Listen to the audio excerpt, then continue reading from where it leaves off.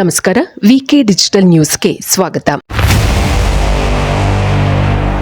ವೀಕ್ಷಕರಿಗೆಲ್ಲ ನಮಸ್ಕಾರ. ನಾನು ನಿಮ್ಮ ರಾಧಿಕಾ ಹೃಷಿಕೇಶ್. ವೀಕ್ಷಕರೇ, ನಿಮಗೆಲ್ಲ ಗೊತ್ತಿರೋ ಹಾಗೆ ನಾವು ವಿಕೆ ಡಿಜಿಟಲ್ ನ್ಯೂಸ್ ಚಾನೆಲ್ನಲ್ಲಿ ಸಾಕಷ್ಟು ರೀತಿಯಂತಹ ವಿಶೇಷವಾದಂತಹ ಮಾಸಕ್ಕೆ ತಕ್ಕಂತಹ ಹಿಂದೂ ಹಬ್ಬ ಹರಿದಿನಗಳಿಗೆ ತಕ್ಕಂತಹ ಕಾರ್ಯಕ್ರಮಗಳನ್ನು ನೀಡ್ತಾ ಬಂದಿದ್ದೇವೆ. ಅದೇ ರೀತಿ ಇವತ್ತು ವೈಕುಂಠ ಏಕಾದಶಿ ಬಗ್ಗೆ ತಿಳ್ಕೊಳ್ಳೋಣ ಬನ್ನಿ. ವೀಕ್ಷಕರೇ, ನಿಮಗೆಲ್ಲ ಗೊತ್ತಿರೋ ಹಾಗೆ ವೈಕುಂಠ ಏಕಾದಶಿ ಪುಷ್ಯ ಮಾಸ ಅಥವಾ ಧನುರ್ಮಾಸದಲ್ಲಿ ಬರುತ್ತೆ. ಧನುರ್ಮಾಸ ವಿಶೇಷವಾಗಿ ವಿಷ್ಣುವಿಗೆ ಪ್ರಿಯವಾದ ಮಾಸ ಅಂತ ನಾವು ತಿಳ್ಕೊಂಡಿದ್ದೇವೆ. ಅದೇ ರೀತಿ ಈ ಒಂದು ಧನುರ್ಮಾಸದಲ್ಲಿ ಬರುವಂತಹ ವೈಕುಂಠ ಏಕಾದಶಿ ದಿನ ವೈಕುಂಠದ ಬಾಗಿಲು, ಅಂದರೆ ಸ್ವರ್ಗದ ಬಾಗಿಲು ಅಥವಾ ವೈಕುಂಠದ ಬಾಗಿಲು, ವೈಕುಂಠನೇ, ಅದು ಸ್ವರ್ಗ ಅಲ್ಲ, ವೈಕುಂಠದ ಬಾಗಿಲು ತೆರೆಯುತ್ತೆ ಅನ್ನೋ ಒಂದು ಪ್ರತೀತಿ ಇದೆ. ಸಾಮಾನ್ಯವಾಗಿ ಆ ದಿನ ವಿಷ್ಣುವಿನ ದೇವಾಲಯಗಳೆಲ್ಲದರಲ್ಲೂ ವಿಶೇಷವಾದ ಪೂಜೆಯನ್ನು ಮಾಡಿ ಉತ್ತರ ದಿಕ್ಕಿನ ಬಾಗಿಲಿನಿಂದ ತೆಗೆದು ಆ ದಿಕ್ಕಿನಿಂದ ಬಂದು ವಿಷ್ಣುವನ್ನು, ಅಂದರೆ ಅವತ್ತು ಏನಿದೆ ವಿಗ್ರಹವನ್ನು, ಮೂರ್ತಿಯನ್ನು ನೋಡಿ ಅದಕ್ಕೆ ಆಪೋಸಿಟ್ ಬಾಗಿಲಿನಲ್ಲಿ ಹೋಗುವಂಥ ಒಂದು ಸಂಪ್ರದಾಯ ಇದೆ. ಕೆಲವು ಕಡೆ ಉಯ್ಯಾಲೆ ಕೆಳಗಡೆಯಿಂದ ಬರಬೇಕು ಅಂದ್ಬಿಟ್ಟು ಉಯ್ಯಾಲೆಯನ್ನು ಮಾಡಿರ್ತಾರೆ, ಉಯ್ಯಾಲೆ ಸೇವೆಯನ್ನು ಸಹಿತ ಇರುತ್ತೆ. ಈ ರೀತಿಯಾಗಿ ಒಂದೊಂದು ಕಡೆ ಒಂದೊಂದು ರೀತಿಯಲ್ಲಿ ಕೆಲವು ಆಚರಣೆಗಳು ಇರುತ್ತೆ. ಸಾಮಾನ್ಯವಾಗಿ ವೈಕುಂಠ ಏಕಾದಶಿನ ವೈಷ್ಣವರೆಲ್ಲರೂ ಮಾಡ್ತಾರೆ, ಅಂದರೆ ವಿಷ್ಣುವಿನ ಭಕ್ತರು ಅಥವಾ ಮನೆ ದೇವರಾಗಿ ಉಳ್ಳವರು ಇಲ್ಲ ಇಷ್ಟ ದೇವತೆಯಾಗಿ ಉಳ್ಳವರು ಮಾಡ್ತಾರೆ. ಇದೇನೆಂದರೆ ಏಕಾದಶಿ ಆಚರಣೆ ಸಾಮಾನ್ಯವಾಗಿ ಹಿಂದೂಗಳಲ್ಲಿದೆ, ಆದರೆ ವೈಕುಂಠ ಏಕಾದಶಿ ವಿಶೇಷವಾದ್ದು. ಅದು ಅವತ್ತಿನ ಒಂದು ವೈಕುಂಠ ಏಕಾದಶಿ ಆಚರಣೆಯನ್ನು ಮಾಡಿದ್ರೆ ಅದೆಷ್ಟೋ ಏಕಾದಶಿಗಳನ್ನು ಆಚರಣೆ ಮಾಡಿದಂತಹ ಫಲ ಸಿಗುತ್ತಂತೆ. ಮತ್ತು ಆವತ್ತು ಏನಿದೆ ವೈಕುಂಠದ ಒಂದು ಬಾಗಿಲು ತೆರೆಯೋದ್ರಿಂದ ಅವತ್ತು ನಾವು ಮಾಡೋದ್ರಿಂದ ವೈಕುಂಠ ಏಕಾದಶಿ ಆಚರಣೆಯನ್ನು ಸಾಕಷ್ಟು ರೀತಿಯ ಫಲಗಳು ಸಿಗುತ್ತೆ ಎನ್ನುವ ಒಂದು ನಂಬಿಕೆ ಜನರಲ್ಲಿ ಇದೆ. ಸಾಮಾನ್ಯವಾಗಿ ಅವತ್ತು ಉಪವಾಸ ಇರ್ತಾರೆ, ಎಲ್ಲರೂ ಉಪವಾಸ ಇದ್ದು ದೇವದರ್ಶನ ಪಡೀತಾರೆ. ಸಾಮಾನ್ಯವಾಗಿ ಉಪವಾಸ ಇರೋದು ಅಂದ್ರೆ ಏನು? ಸಾಮಾನ್ಯಕ್ಕೆ ಅವತ್ತು ಭಕ್ತರು ಮನೆ ಮಂದಿಯೆಲ್ಲ ಏನು ಮಾಡ್ತಾರೆ, ಬೆಳಗ್ಗೆ ಇದ್ದು ತಲೆಗೆ ಅಭ್ಯಂಗ ಸ್ನಾನ ಮಾಡಿ ಮಡಿ ವಸ್ತ್ರ, ಒಗ್ದಿರೋ ಬಟ್ಟೆ ಇಲ್ಲ ಮಡಿಯಲ್ಲಿ ಹಾಕಿರೋ ವಸ್ತ್ರವನ್ನು ಧರಿಸ್ಕೊಂಡು ಮನೆಗೆ ಏನು ನಿತ್ಯ ದೇವತಾ ಪೂಜೆಯನ್ನು ಮಾಡಿ, ಹೆಂಗಸರಾದರೆ ಗೌರಿ ಪೂಜೆಯನ್ನು ಮಾಡಿ, ಆಮೇಲೆ ಮನೆ ಮಂದಿ ಎಲ್ಲ ಸೇರಿ ಏನು ವಿಷ್ಣುವಿನ ದೇವಾಲಯಗಳಿಗೆ, ಅಂದರೆ ವೆಂಕಟೇಶ್ವರ, ರಂಗನಾಥ, ನರಸಿಂಹಸ್ವಾಮಿ, ಕೃಷ್ಣ, ರಾಮ, ಈ ರೀತಿ ವಿಷ್ಣುವಿನ ನಾನಾ ವಿಧವಾದ ಅವತಾರಗಳನ್ನು ಹೊಂದಿರುವಂತಹ ದೇವಸ್ಥಾನಗಳಿಗೆ ಹೋಗಿ ಆ ದೇವರನ್ನು ನೋಡ್ಕೊಂಡು ಬರ್ತಾರೆ. ಸಾಮಾನ್ಯಕ್ಕೆ ಅವತ್ತು ಕ್ಯೂ ಇರುತ್ತೆ.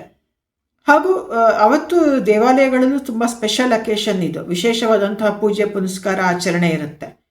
ನಾವು ಮೊದಲೇ ಹೇಳಿದಾಗೆ ಉತ್ತರ ದಿಕ್ಕಿನ ಬಾಗಿಲಿನಿಂದ ಬಂದು ದೇವರನ್ನು ನೋಡುವಂಥ ವ್ಯವಸ್ಥೆ ಮಾಡಿರ್ತಾರೆ, ಕ್ಯೂ ಇರುತ್ತೆ.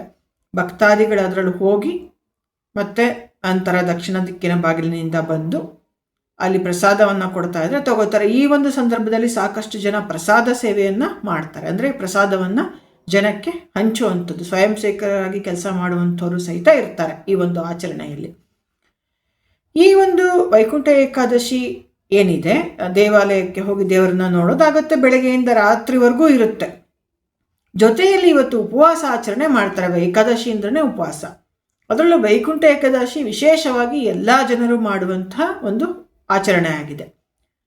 ಈ ಏಕಾದಶಿ ದಿನ ಉಪವಾಸ ಇರ್ತಾರೆ. ಉಪವಾಸ ಅಂದರೆ ಇರೋವಂಥವ್ರು ಇರ್ತಾರೆ, ಆದರೆ ಎಲ್ಲರೂ ಇರಲೇಬೇಕಂತನಿಲ್ಲ. ಚಿಕ್ಕ ಮಕ್ಕಳು, ಗರ್ಭಿಣಿ ಸ್ತ್ರೀಯರು, ಆರೋಗ್ಯ ಇಲ್ದಲೆ ಅನಾರೋಗ್ಯದಿಂದ ಬಳಲ್ತಾ ಇರೋರು, ವಯಸ್ಸಾಗಿರೋರು, ತೀರಾ ವಯಸ್ಸಾಗಿರೋರು ಏನಿದೆ, ಇಂಥವರಿಗೆಲ್ಲ ಒಂದು ಮಾರ್ಜಿನ್ ಇದೆ. ಉಪವಾಸ ಮಾಡಬೇಕು ಅಂದರೆ ನಿಟ್ಟುಪವಾಸ ಮಾಡಬೇಕು ಅಂತಿಲ್ಲ. ಏನಾದರೂ ಒಂದು ಫಲವನ್ನು, ಹಣ್ಣು ಹಂಪಲು, ಹಾಲು, ಎಳ್ನೀರು ಇಲ್ಲ ಮುಸುರೆ ಅಲ್ಲದ್ದು ಅಂತಹ ಒಂದು ತಿಂಡಿಗಳನ್ನು ತಿಂದು ಭೋಜಿಸುವಂಥ ಒಂದು ಏನಿದೆ ಆಚರಣೆ ಇದೆ. ಮುಸುರೆ ಅಲ್ಲದ್ದು ಅಂದ್ರೇನು? ನಮ್ಮಲ್ಲೇನು ಅಕ್ಕಿಯಿಂದ ಮಾಡಿದಂತಹ ಪದಾರ್ಥಗಳು ಬೆಂದಾಗ ಮುಸುರೆ ಆಗುತ್ತೆ ಅನ್ನೋದು. ಇದು ನಮ್ಮಲ್ಲಿ ದಕ್ಷಿಣ ಭಾರತದಲ್ಲಿ ನಮ್ಮ ಕಡೆ ಇರುವಂಥದ್ದು. ನೀವು ಬೇಕಾದರೆ ಗೋಧಿಯಿಂದ ಮಾಡಿದಂತಹ ರವೆ ಉಪ್ಪಿಟ್ಟು, ಚಪಾತಿ, ಪೂರಿ ಈ ಥರ ಏನು ಬೇಕಾದ್ರೂ ತಿನ್ಬೋದು. ಇಲ್ಲ ಅವಲಕ್ಕಿ, ಮುಂಚೆ ಎಲ್ಲ ಅಕ್ಕಿ ಭತ್ತದಿಂದನೇ ಮಾಡಿದ್ರು, ಮನೇಲೇ ಮಾಡಿರೋರು ಮಡಿಗೆ ಬರುತ್ತೆ ಅನ್ನೋರು. ಅದು ಅಲ್ಲದೆ ಈ ಅವಲಕ್ಕಿ ಶ್ರೀಕೃಷ್ಣನಿಗೆ ಪ್ರಿಯವಾದ್ರಿಂದ ಅದು ಒಂಥರ ಒಂಥರ ವಿಶೇಷವಾದ ಒಂದು ಆಹಾರ ಪದಾರ್ಥ ಪರಿಗಣಿಸಲ್ಪಟ್ಟಿದೆ.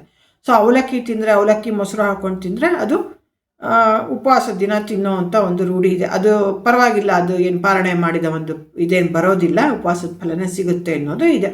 ತೀರಾ ಕೈಲಾಗದವರು ಅವಲಕ್ಕಿ ಇಲ್ಲ ಈ ರವೆ ಉಪ್ಪಿಟ್ಟು, ಗೋಧಿ ಏನಿದೆ ಸ್ವೀಟು, ಗೋಧಿಯಿಂದ ಮಾಡಿದ್ದು ಪಾಯಸನೋ, ಗೋಧಿ ಒಡಕಲು ಪಾಯಸನೋ, ಇಲ್ಲ ಚಪಾತಿ, ಪೂರಿ, ಇಲ್ಲ ಹಣ್ಣು ಹಂಪಲು, ಎಳ್ನೀರು, ಇಲ್ಲ ಕಾಳು ಬೇಳೆಗಳಿಂದ ಮಾಡಿದಂಥ ಕೋಸಂಬರಿ, ಈ ಥರದನ್ನು ನೀವು ಸಲಾಡ್, ಕೋಸಂಬರಿ, ಮೊಳಕೆ ಕಟ್ಟಿದ ಕಾಳುಗಳಿಂದ ಕೋಸಂಬರಿ, ಕಡಲೆಬೇಳೆ ಕೋಸಂಬರಿ, ಹೆಸರುಬೇಳೆ ಕೋಸಂಬರಿ, ಸೌತೆಕಾಯಿ, ಕ್ಯಾರೆಟು, ಈ ಥರ ಯಾವುದೇ ಒಂದು ರೀತಿಯ ಬೇಯಿಸಿದಂತಹ ಪದಾರ್ಥಗಳನ್ನ ಅವತ್ತು ಎಲ್ಲರೂ ಭೋಜಿಸ್ತಾರೆ. ಈ ಉಪವಾಸದ ಆಚರಣೆ ಹೇಗಿರುತ್ತೆ ಅಂದರೆ, ಸಾಧ್ಯವಾದಷ್ಟು ಬೆಳಿಗ್ಗೆಯಿಂದ ಎಲ್ಲರೂ ಹಸಿವನ್ನು ತಡ್ಕೊಂಡೇ ಇರ್ತಾರೆ. ಕೈಲಾಗಲ್ಲ ಅನ್ನುವಾಗ ಮಧ್ಯಾಹ್ನದ ಟೈಮ್ನಲ್ಲಿ ಎಲ್ಲರೂ ಆಹಾರ ಪದಾರ್ಥ, ತಿಂಡಿ ತಿನಿಸು ಅಥವಾ ಇನ್ನೇನೋ ಒಂದು ಹಸಿ ಪದಾರ್ಥ ಬೇಯಿಸ್ದಲೇ ಇರುವಂಥದ್ದು ಹಣ್ಣು ಹಂಪಲು ತೆಗೆದುಕೊಳ್ಳೋದು ಸಂಪ್ರದಾಯ ಇರುತ್ತೆ. ಬೆಳಗ್ಗೆ ದೇವಸ್ಥಾನಕ್ಕೆ ಹೋಗಿ ಬಂದಿದ್ರೆ ಓಕೆ, ಇಲ್ಲಾಂದರೆ ಸಂಜೆ ಹೋಗಿ ದೇವಸ್ಥಾನಕ್ಕೆ ಹೋಗಿ ದೇವರನ್ನ ನೋಡ್ಕೊಂಡು ಬರುವಂಥವ್ರು ಇರ್ತಾರೆ. ಸಂಜೆ ಭಜನೆಗಳನ್ನು ಮಾಡುವಂಥವ್ರು ಇರ್ತಾರೆ. ವಿಶೇಷವಾಗಿ ವಿಷ್ಣುವಿಗೆ ಸಂಬಂಧಪಟ್ಟಂಥ ಹಾಡು, ಭಜನೆ, ಸಂಗೀತ, ಇವೆಲ್ಲದನ್ನು, ಹರಿಕತೆ, ಇವೆಲ್ಲದನ್ನು ಮನೆಯಲ್ಲೇ ಮಾಡುವಂಥ ಸಂಪ್ರದಾಯ ಇದೆ. ಇವತ್ತಿಗೂ ಅಷ್ಟೇ ಕೆಲವು ಕಡೆ ಪ್ರತಿ ಶನಿವಾರ ಭಜನೆ ಮಾಡ್ತಾರೆ ಮನೆಗಳಲ್ಲಿ. ಆ ಥರ ಭಜನೆ ಮಾಡೋರು ಹುಡುಗಿದ್ದವರು ವಿಶೇಷವಾಗಿ ಹಬ್ಬ ಹರಿದಿನಗಳಲ್ಲಿ ಆಯಾ ದೇವರಿಗೆ ಸಂಬಂಧಪಟ್ಟಂತಹ ಭಜನೆಗಳನ್ನು ಹೇಳುವಂತಹ ಸಂಪ್ರದಾಯ ಇದೆ.